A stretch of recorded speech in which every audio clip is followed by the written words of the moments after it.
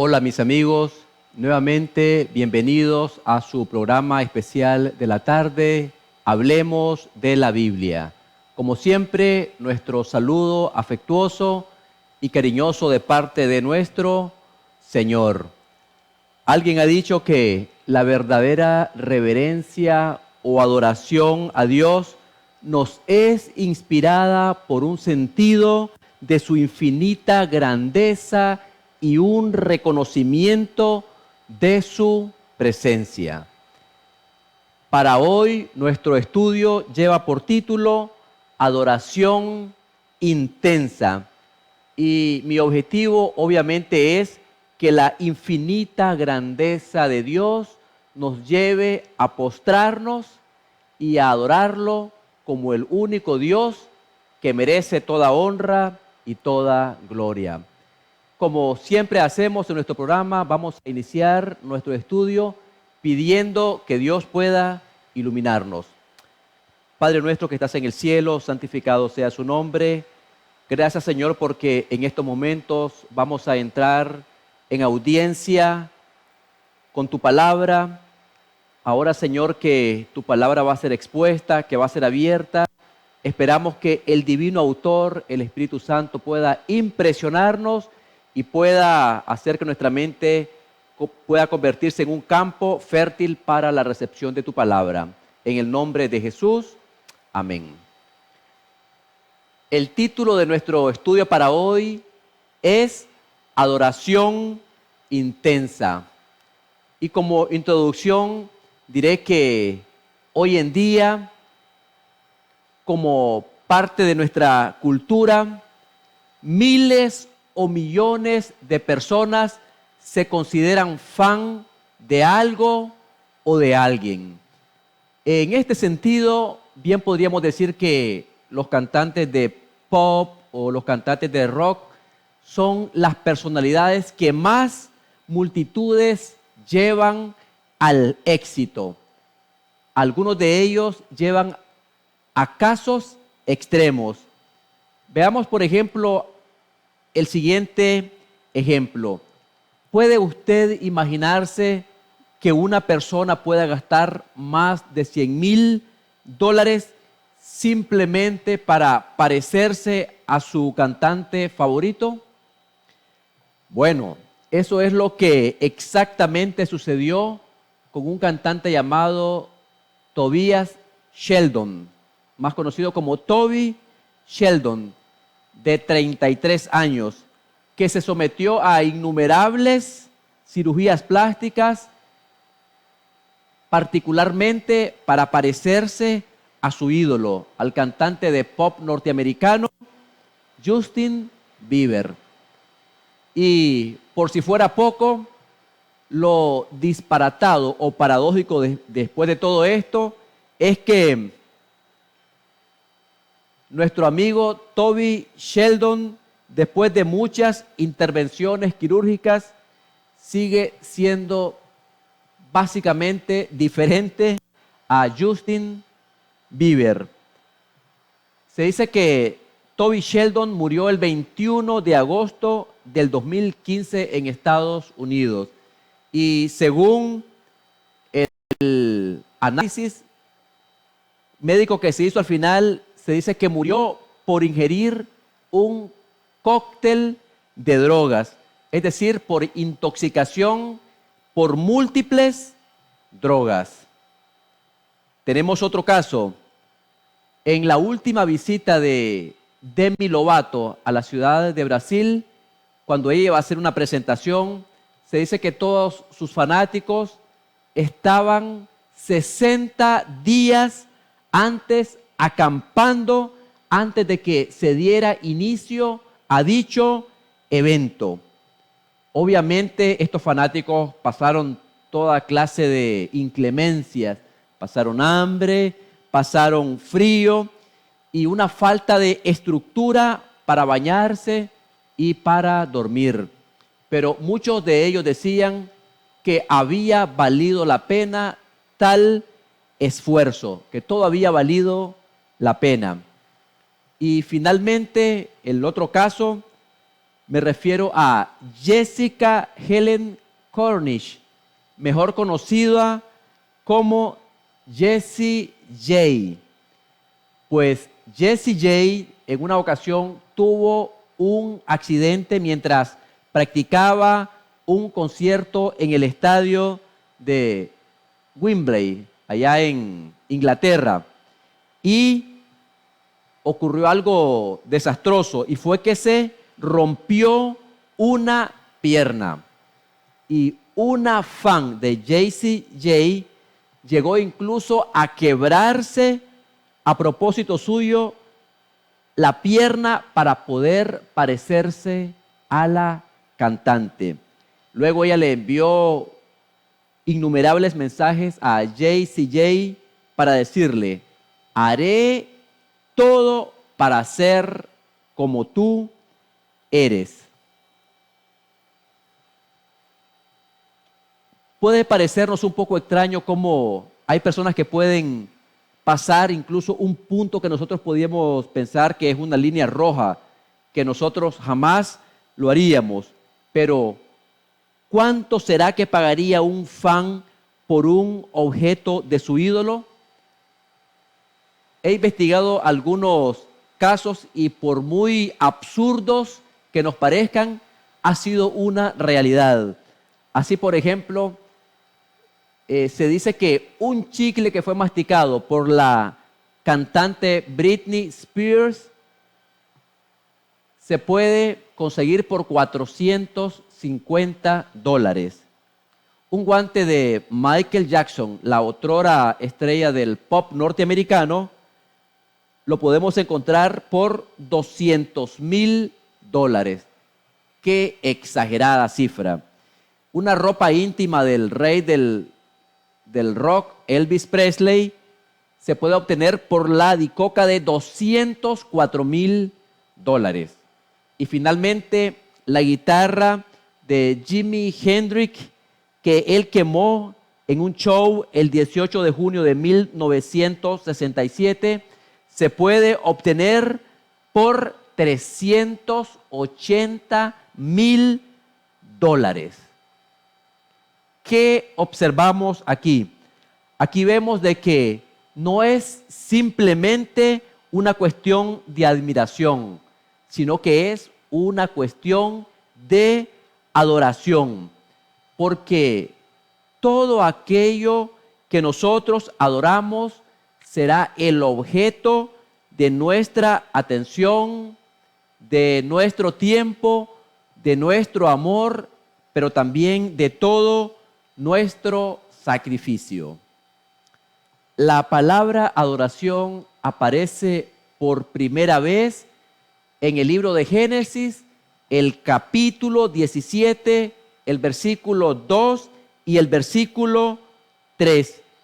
Y en esta ocasión la palabra adoración aparece en el contexto del pacto que Dios quiere establecer con Abraham, el padre de la nación hebrea.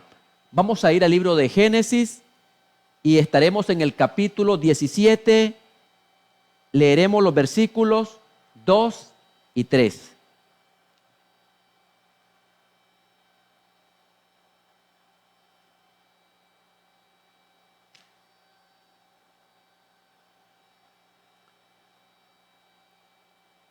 Yo haré un pacto contigo y te multiplicaré en gran manera. Entonces Abraham se postró sobre su rostro y Dios habló con él diciendo. Entonces, aquí tenemos que cuando Dios le dijo a Abraham que haría un pacto con él, el texto describe cuál fue la actitud del patriarca Abraham. Dice la palabra del Señor que Abraham se postró. Y podemos decir que esta es básicamente la esencia de la adoración. Postrarnos ante Dios reconociendo nuestra pecaminosidad y reconociendo la grandeza de Dios como alguien que merece toda nuestra adoración.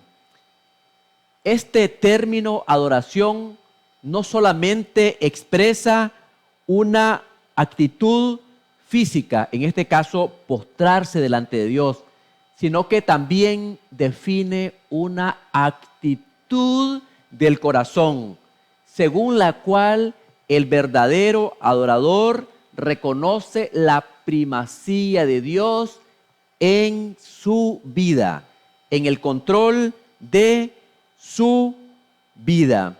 Esta actitud también tiene que ver con el corazón. Dicho de otra manera, adoración a Dios significa devoción a Dios, significa humildad, sumisión, pero también significa una entrega indivisa a Dios, es decir, una consagración completa. En estos términos, adoración es sinónimo de una entrega completa o de una consagración completa a Dios. Así que, mis amigos, eso es adoración, postrarnos ante Dios reconociendo su infinita grandeza. Ahora, podemos preguntarnos si esos fans hacen tantas extravagancias por sus ídolos, si son capaces de pasar por muchas inclemencias o vicisitudes, ¿qué podemos hacer nosotros frente a un Dios incomparable? Dicho de otra manera, ¿cuál es nuestra actitud o cuál es la intensidad de nuestra adoración hacia Dios? Teniendo como referencia la adoración en el tiempo de Israel, nosotros podemos extraer 4 palabras que son fundamentales para nuestra adoración a Dios en pleno siglo XXI. Y esas palabras las vamos a poner en perspectiva y será el estudio para esta mañana. Y la primera tiene que ver con la grandeza de Dios. Y para ello vamos a estar en el libro de Salmo, en el capítulo 86, versículos 8, 9 y 10.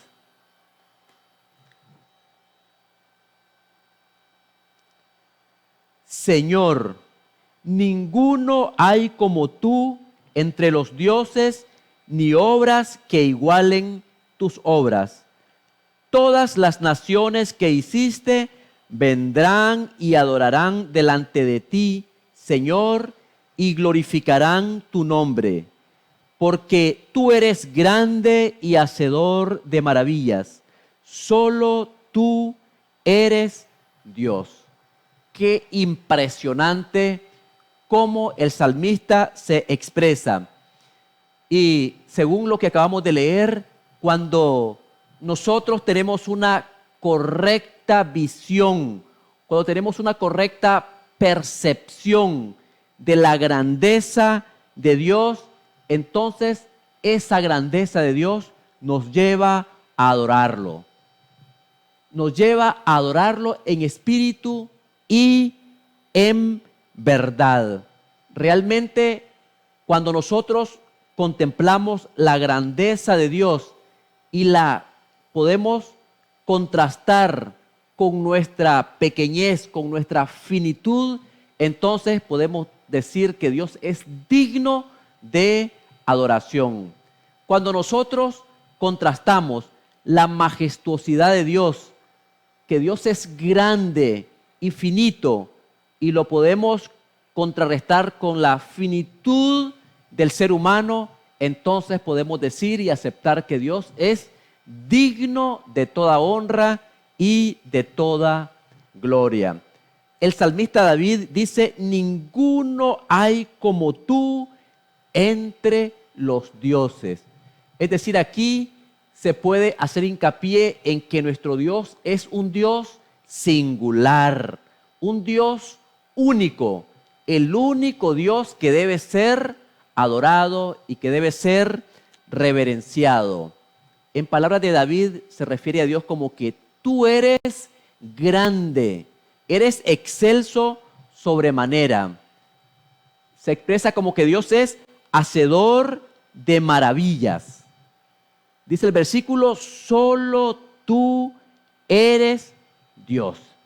Y es que según los hebreos, ellos creían en un único Dios, el único Dios creador de los cielos y de la tierra. Y esa profesión del pueblo de Israel que está expresada en la Shema, que se encuentra en Deuteronomio 6, del 4 al 9, en esa porción de la Biblia, ellos han hecho una profesión de fe. Es su santo y seña de la raza hebrea por más de 3000 años. Reconocer la grandeza de un solo Dios, creador de los cielos y de la tierra. Podemos decir que el pueblo de Israel veía la gloria de Dios de diferentes maneras en distintos momentos. Veamos el siguiente ejemplo y veamos los siguientes elementos. Un monte que humeaba y una voz fuerte. Esos elementos los podemos ver en el libro de Éxodo, el capítulo 19, los versículos 18 y 19.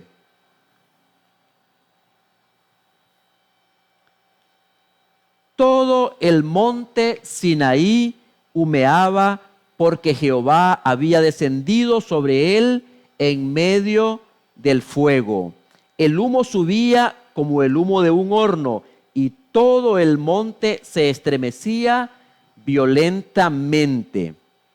El sonido de la bocina se hacía cada vez más fuerte. Moisés hablaba y Dios le respondía con voz de trueno.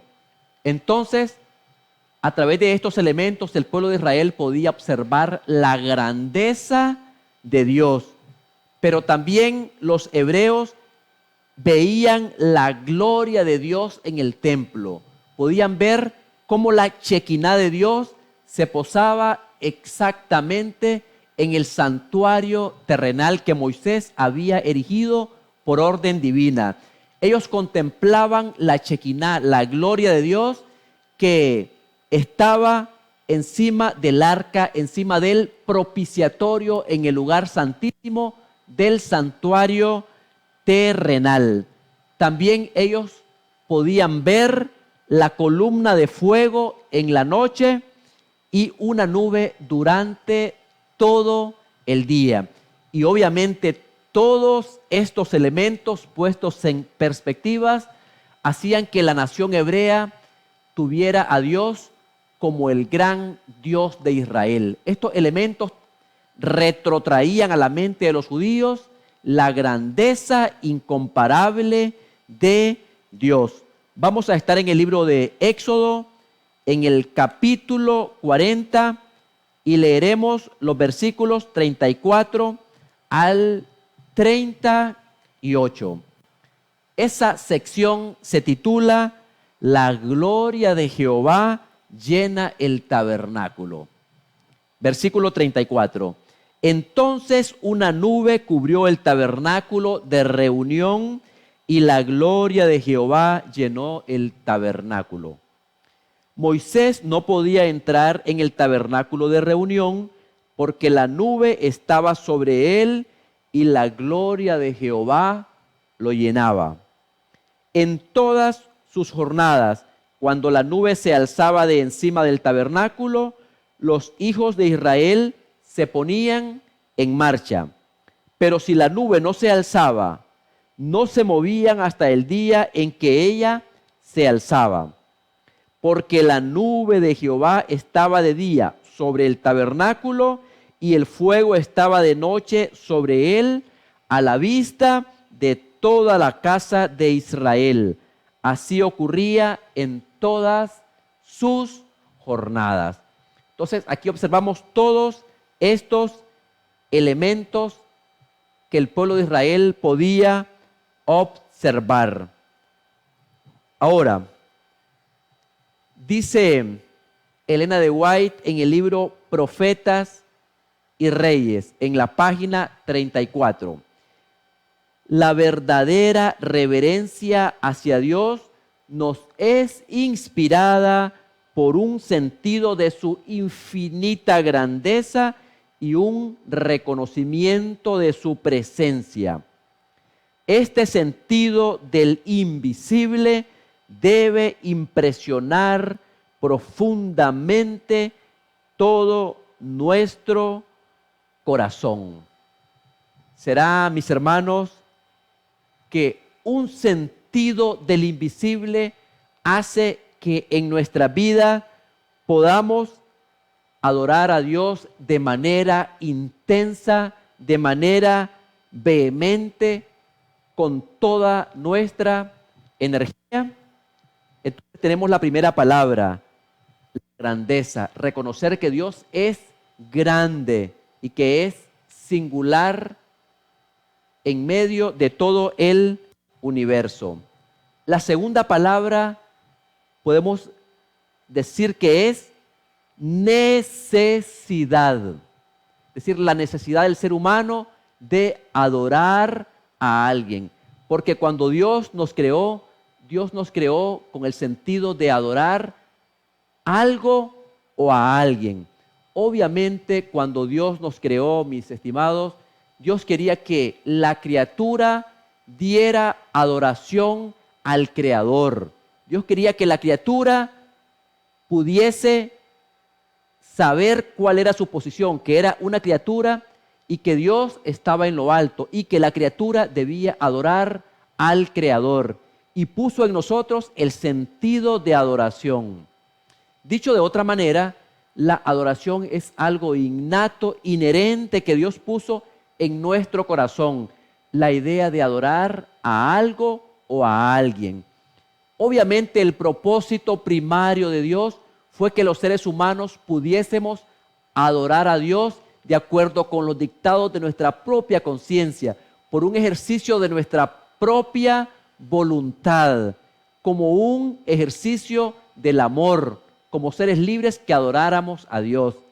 Pero Satanás pervierte todas las cosas y Satanás, en vez de que nosotros adoremos a Dios, Satanás quiere que adoremos cualquier cosa menos a Dios. Incluso Satanás dice, adora a la naturaleza, adora al sol, a la luna, a las estrellas, a todo el ejército del cielo. Si tú quieres, adora a los animales, como algunas de las culturas muy ancestrales. Adora a los animales, adora al buey, porque en algunas culturas, por ejemplo en la cultura egipcia, se adoraba al buey Apis, se adoraban animales. Finalmente Satanás dice, si no quieres adorar nada, pues adórate a ti mismo, pero deja de adorar a Dios. Pero el estudio de esta ocasión es para que nosotros volvamos la adoración hacia el único que merece toda adoración y toda gloria.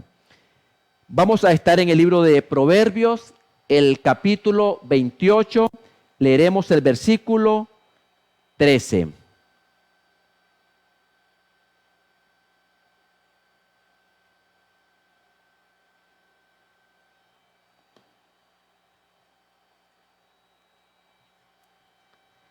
El que oculta sus pecados no prosperará, pero el que los confiesa y se aparta de ellos alcanzará misericordia.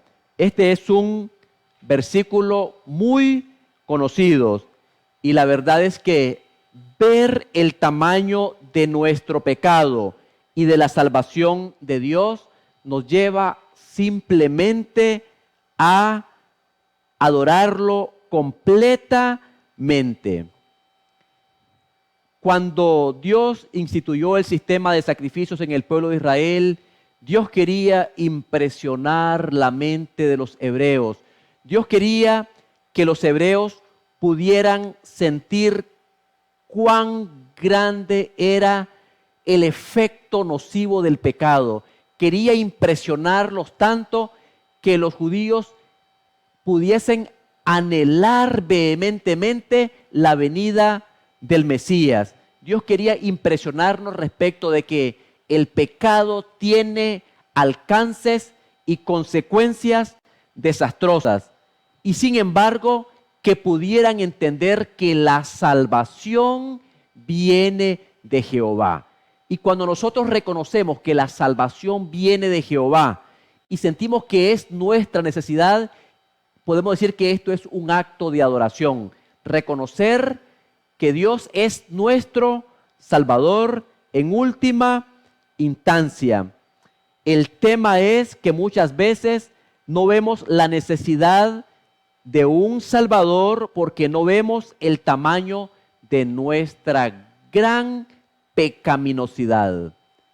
El apóstol Pablo, el apóstol a los gentiles, captó exactamente bien esta situación cuando, por ejemplo, el apóstol Pablo, hablando en el contexto del gran conflicto entre el bien y el mal, nos habla del alcance del pecado y menciona que el pecado abundó, que el pecado es algo grande que ha destruido no solamente este planeta, sino que también ha tenido efectos en todo el universo, en toda la creación. Pablo comprendió el alcance del pecado. Sin embargo, el apóstol Pablo dice algo interesante en el libro de Romanos, en el capítulo 5 y el versículo 20. Dice el apóstol Pablo: la ley, pues, se introdujo para que el pecado abundara, pero cuando el pecado abundó, sobreabundó la gracia. Por eso el apóstol Pablo habla del pecado como algo abundante, porque si nosotros podemos entender realmente todos los efectos nocivos del pecado y todo ese corolario de amargos desconsuelos, todas esas consecuencias, ese mare magnum de consecuencias terribles para el ser humano, cuando entendemos el alcance inmenso del pecado, entonces podemos entender la gracia de Dios. Y entonces podemos saber que si el pecado ha sido abundante, la gracia de Dios, el sacrificio de Dios, el sacrificio sustitutivo de su Hijo por nosotros, su gracia es más grande que donde el pecado abundó. La gracia es todavía más abarcante, de tal manera que puede salvar al más vil pecador. Sin embargo, en nuestro contexto moderno, se ha hecho moda ponerle a algunos pecados algunos nombres bonitos para que se escuche de mejor manera. Se ha hecho moda ponerle nombres bonitos a los pecados. Así, por ejemplo, en vez de llamarle pecado, hoy en día se lo llama trastorno o se lo puede llamar desliz, se lo puede llamar deficiencia, herencia, influencia social o tendencia. Y a continuación voy a darles algunos eufemismos modernos para el pecado. Cuando digo eufemismos me refiero a nombres bonitos para el pecado. Así, por ejemplo, tenemos, esto es un eufemismo, cuando alguien dice, no es ganancia, es un espíritu emprendedor, para tratar de justificar la corrupción galopante que existe hoy en nuestros días. Y de paso, mis amigos, la corrupción galopante de nuestros días no es algo del siglo XX o del siglo XXI, es algo de viejo cuño o de vieja data. Corrupción siempre ha habido desde la historia de la humanidad. He aquí otro eufemismo. Se dice meretriz, por no decir prostituta. De hecho, la palabra meretriz hasta suena elegante, hasta suena bonito. Alguien puede decir, no es liviandad, simplemente se dio el ambiente y entonces yo hice lo que tuve que hacer. Otro eufemismo, alguien puede decir, no es un soborno, es un incentivo financiero. Cuando es un soborno, y un soborno es un pecado grande. Alguien puede decir, no es adulación, es supervivencia, es ser inteligente. No es adulación. En algunos países a los aduladores de algunos regímenes le llaman simplemente batracios, porque son las personas que se convierten en los grandes aduladores. Alguien puede decir, no es adulterio, es una simple aventura. No es robo, es astucia. Y vemos en este caso en concreto cómo particularmente aquí lo que se hace es exaltar los vicios del ser humano y rebajar por otros lados las virtudes del ser humano al punto de ridiculizar las virtudes cristianas, haciendo como tonto al que practica las virtudes o los frutos del Espíritu. No es robo, es astucia. Y esa palabra astucia está asociada con la serpiente. Y la serpiente es un símbolo de Satanás. Dice la palabra del Señor, empero la serpiente era más astuta que todos los animales que Dios había creado. Algunos cristianos tienen una idea muy poco precisa de la gravedad y alcance del pecado.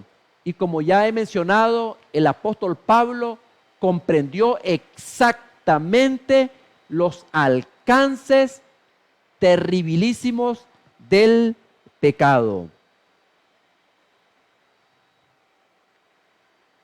Hay personas que al pecado lo imaginan simplemente como una pequeña fase transitoria de su vida, que la propia humanidad o el propio esfuerzo del ser humano terminará venciéndolo.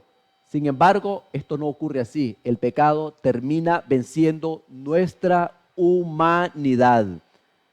Es decir, en su espíritu no se graba de manera indeleble que el pecado realmente significa muerte. Y en este contexto, mis amigos, el mayor problema del pecado es que causa la muerte. Y cuando digo la muerte me refiero a la muerte eterna, la muerte segunda. Esa muerte que finalmente nos separará o nos ha separado de Dios. El mayor problema del pecado es que nos separa de Dios, nos desconecta de Dios y por lo tanto al estar desconectados de Dios, al estar desconectados de la fuente de vida, entonces nos lanzamos al sendero de la muerte, porque el pecado produce muerte. Por eso lo dijo el poeta mexicano Amado Nervo, el pecado proyecta sombras en la blancura astral. El pecado trae toda suerte de cosas malas. Sin embargo, la adoración en el templo de Israel traía esa lección no para arrojarla o para desesperarnos, sino para ver la necesidad de un Salvador y que con Él tenemos reconciliación de Dios. Ahora yo te puedo preguntar, amigo, ¿tú sientes la necesidad de Dios en tu vida? sientes la necesidad de que Dios sea el restaurador, el salvador y finalmente el que traiga paz a tu vida. El mismo Señor Jesucristo explicó la importancia de eso cuando defendió la acción de María Magdalena al quebrar aquel perfume de alabastro a los pies del Señor. Y para entender esta historia vamos a ir al libro de Lucas, Evangelio de Lucas, el capítulo 7, leeremos el versículo 47.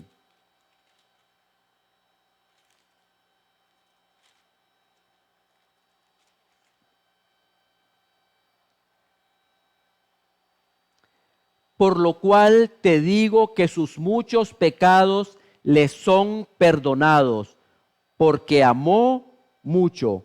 Pero aquel a quien se le perdona poco, poco ama. Esto lo dijo Jesús a Simón cuando Simón estaba ofreciendo una cena al Señor.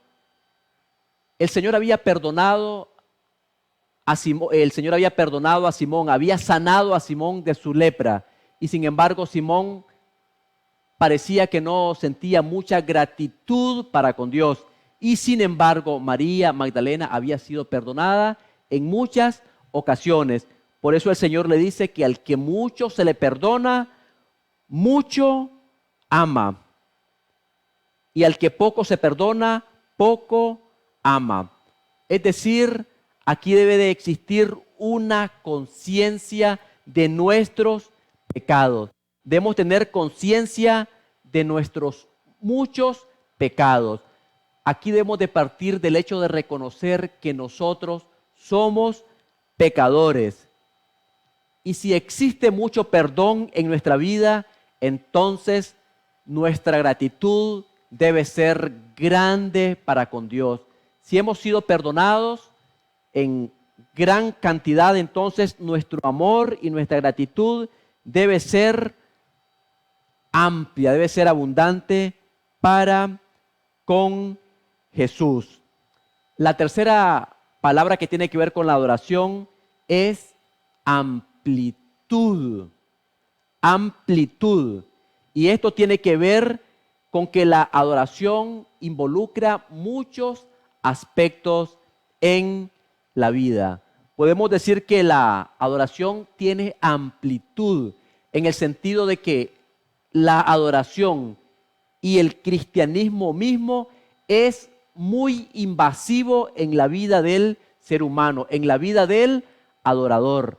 Realmente la adoración afecta cada parte, cada área de nuestra vida. Afecta la parte emocional, la parte física, mental, espiritual, intelectual, emocional.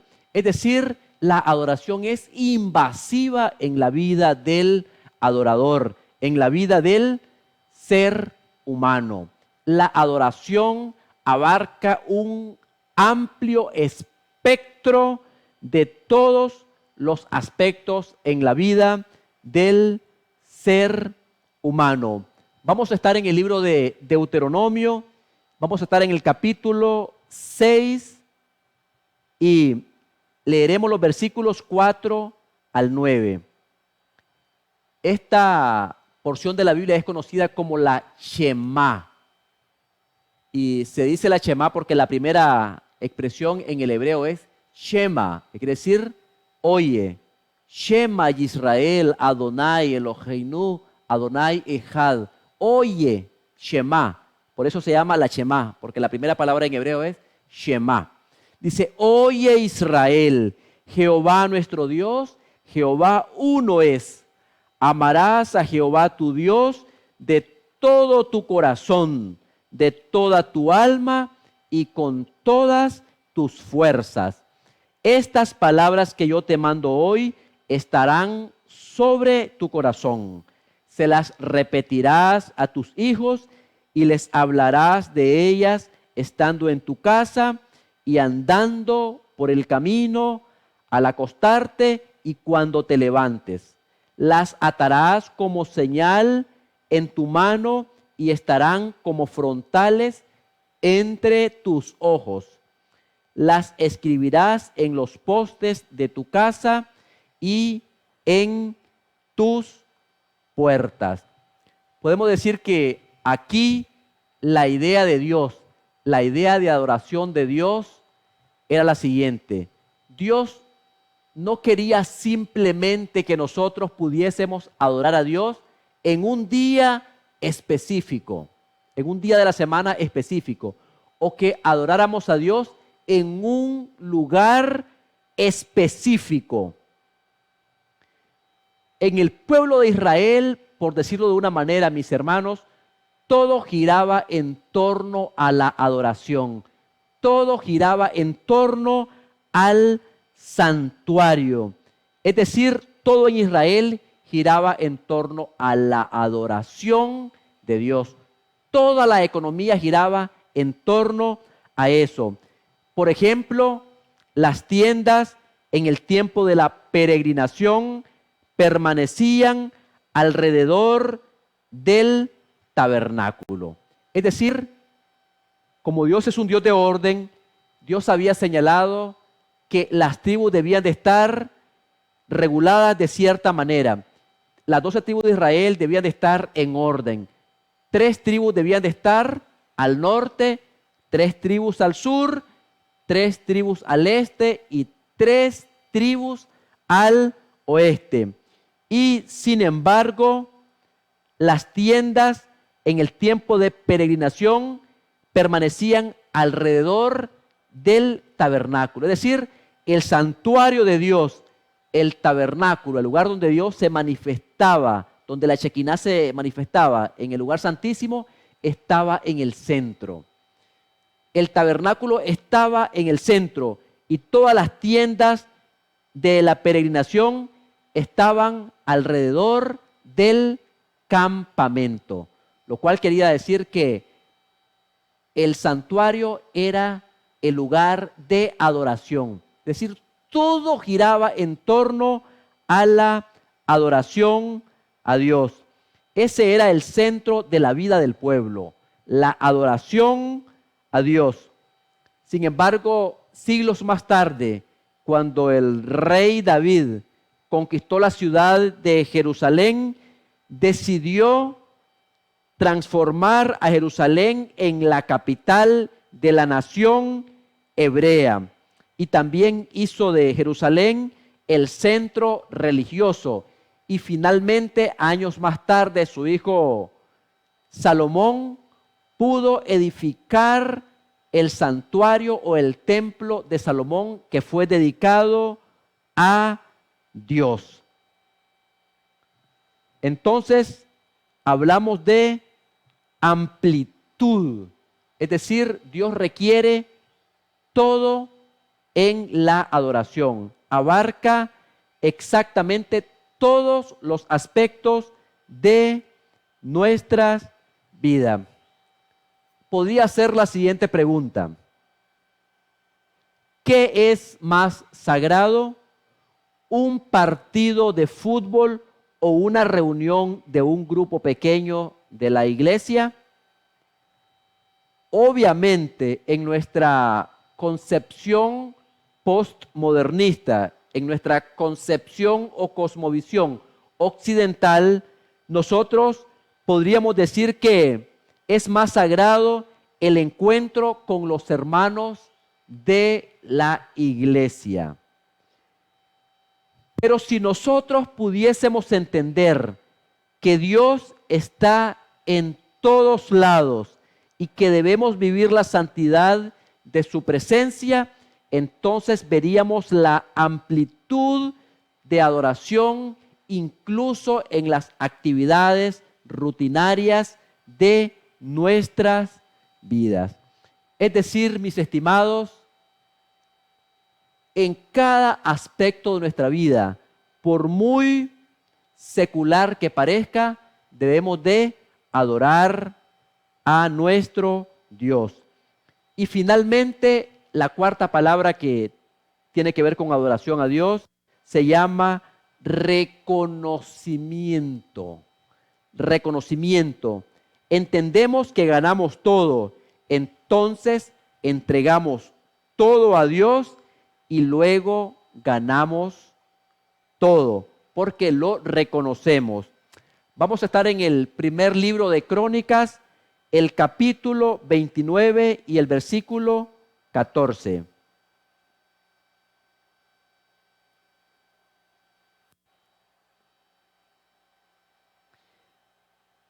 Porque ¿quién soy yo y quién es mi pueblo para que pudiéramos ofrecer voluntariamente cosas semejantes? Pues todo es tuyo y de lo recibido de tu mano te damos. Entendemos que con Jesús ganamos todo. Entonces, en consecuencia, entregamos todo a Jesús. Resultado, lo ganamos todo. Pero veamos esta frase en particular.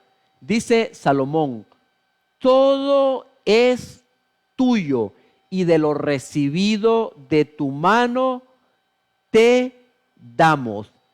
Es decir, mis estimados, cuando nosotros devolvemos a Dios nuestros diezmos o damos una ofrenda jugosa o una ofrenda rebosante a Dios, es decir, damos al Señor porque ya hemos recibido, no para recibir. Es decir, para muchas personas existe un motivo egoísta. Dan para que Dios pueda en consecuencia bendecirlos. Sin embargo, el principio bíblico dice, Señor, todo es tuyo, de lo recibido de tu mano te damos. Es decir, nosotros damos al Señor porque Él ya nos ha dado, ya nos ha bendecido abundantemente y únicamente devolvemos lo que Él ya nos ha dado. Y entonces ahí el motivo no es egoísta. Señor, de lo recibido de tu mano, te damos. De lo recibido de tu mano, te damos.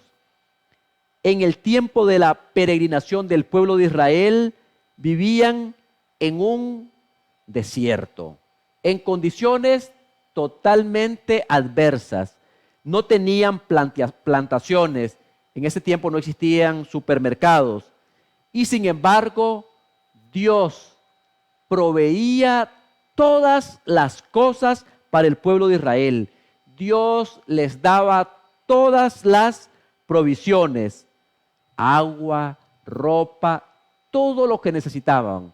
Necesitaban alimento, Dios les envió maná. Necesitaban agua, les dio agua de la roca. Sus zapatos, su calzado permaneció sin destruirse, sin dañarse 40 años. Su ropa no se destruyó. Dios proveyó para ellos durante 40 años. Incluso Dios era tan benévolo con el pueblo de Israel que después de que se establecieron en la tierra de Canaán, ellos seguían dependiendo de la lluvia que Dios hacía derramar abundantemente sobre ellos, sobre cada uno de ellos. Entonces, mis estimados, nosotros también debemos de adorar a Dios con todas nuestras fuerzas, con todas nuestras energías. No debemos de olvidarnos de que Dios nos da todo. Dios es el gran proveedor. Solamente cuando entendemos que de Él viene todo, es cuando decidimos devolverle lo que tenemos y lo que somos. Y únicamente después de reconocer eso, recibimos todo y llegamos a estar totalmente completos en su presencia. Al principio vimos el ejemplo de estos fans, de cuánto podían invertir por sus ídolos. y yo te haría la siguiente pregunta. ¿Cuánto invertirías tú por estar con Jesús? ¿Cuánto invertirías por Jesús? ¿Invertirías tu tiempo, tus talentos o tus tesoros? ¿Invertirías todo por Jesús? Finalmente, mis estimados, ¿quieres tú adorar a Dios en la hermosura de su santidad? Después de que hemos reconocido que Dios es grande y digno de ser alabado, ¿quieres tú adorarlo en la hermosura de su santidad? En esta ocasión te invito para que puedas adorar a Dios, para que tu vida pueda ser una vida de adoración, toda tu vida en todo el sentido amplio de la palabra.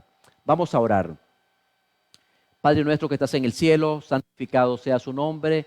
Gracias, Señor, porque tú eres grande, eres digno de ser adorado, Señor. Gracias porque eres sin igual. Gracias porque podemos adorarte en espíritu y en verdad. En el nombre de Jesús, amén.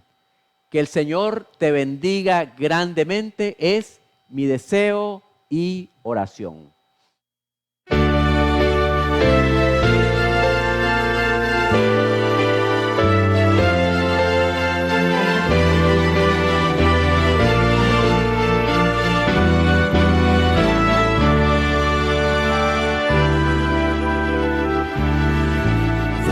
Gloria al Señor, de rodillas adórale, en la hermosura de su santidad, tu plena obediencia cual oro ofreciéndole, con el incienso de grata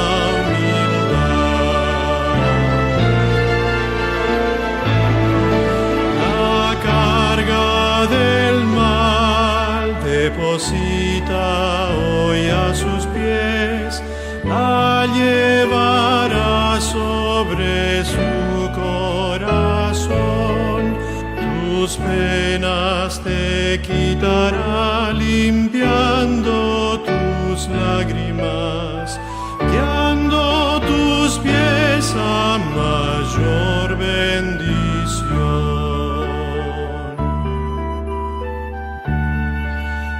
En sus santos atrios a donde convídate, aunque eres pobre no temas entrar, la firme constante fe y el puro sencillo amor, tales ofrendas pon sobre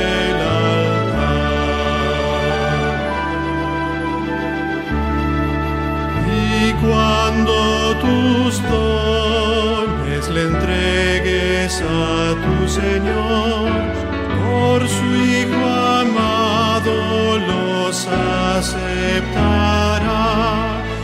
y tras noche